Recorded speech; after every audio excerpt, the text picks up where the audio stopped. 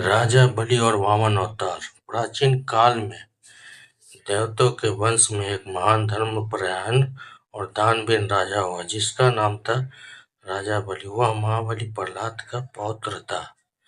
यद्यपि वह असुर कुल में जन्मा था, फिर भी उसके गुण देवताओं से कम न थे। सत्य, दया, दान और वचन पालन उसके जीवन के आधार थे। उसके राज्य में प्रजा सुखी थी और कहीं भी अन्याय नहीं होता था। राजा बलि ने अनेक यज्ञ किए और अपनी तपस्या तथा पराक्रम से तीनों लोक, पृथ्वी, स्वर्ग और पाताल पर अधिकार कर लिया। इंद्र सहित सभी देवता उसके पराजित होकर भयभीत हो गए। तब देवताओं ने भगवान विष्णु से सहायता की प्रार्थना की। भगवान विष्णु ने धर्म की रक्षा के लिए वामन अवतार धारण करने का निश्चय किया। एक दिन राजा बलि भव्य यज्ञ कर रहे थे। उन्होंने घोषणा कर रखी थी कि जो कोई भी याचक उनके द्वार पर आएंगे उसे खाली हाथ नहीं लौटाया जाएगा। उसी समय एक तेजस्वी ब्राह्मण बालक वहां पहुंचा। वह था भगवान विष्णु का वामन रूप। उसका छोटा सा शरीर, हाथ में कमंडल और मुख पर अद्भुत तेज देखकर सभी मंत्रमुग्ध हो गए। राजा बलि ने आदरपूर्वक वामन से पूछा, वत्स, तुम क्या चाहते हो? धन, स्वर्ग, गाय, हाथी या राज्य? वामन ने विनम्र स्वर में कहा, राजन, मुझे केवल 3 पग भूमि चाहिए, जितनी मैं अपने पांव से नाप सकूं। राजा बलि को यह मांग बहुत छोटी लगी। उन्होंने हंसकर कहा, इतना ही तुम और भी मांग सकते हो।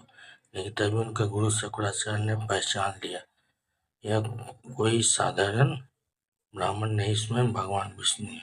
उन्होंने राजा को बलि के दान देने से रोकना चाहा, परंतु राजा बलि ने एकता से कहा, यदि स्वयं भगवान भी याचक बनकर आए हैं तो उनसे वचन तोड़ना मेरे लिए पाप होगा। राजा बलि ने संकल्प कर दान दे दिया। तभी वामन ने अपना विराट रूप धारण किया। पहले पग में उन्होंने पूरी पृथ्वी नाप ली, दूसरे पग में स्वर्ग और आकाश। अब तीसरे पग के लिए कोई स्थान शेष नहीं बचा। वामन ने कहा, राजन, अब तीसरा पग कहाँ रखूं? राजा बलि ने हाथ जोड़कर विनम्रता से कहा, प्रभु, तीसरा पग मेरे सिर पर रख दीजिए।